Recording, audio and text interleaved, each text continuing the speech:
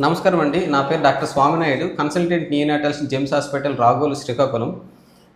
ఇప్పుడు చూస్తున్న మన బేబీ ఏంటంటే baby of Madhavi.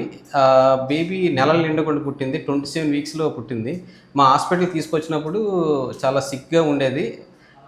700 grams వెయిట్‌తో delivery అయింది.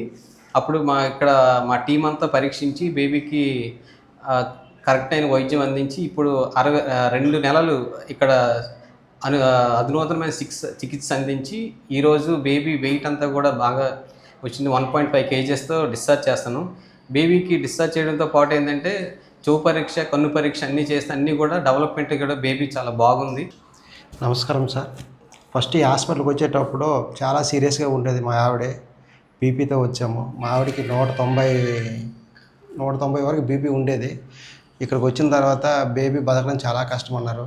సర్జరింగ్ అయిన తర్వాత మంచి ట్రీట్మెంట్తోని మాకు మంచిగా ఆనందంగా ఇంటికి పంపిస్తారు సార్. జెమ్స్ హాస్పిటల్కి ధన్యవాదాలు సార్.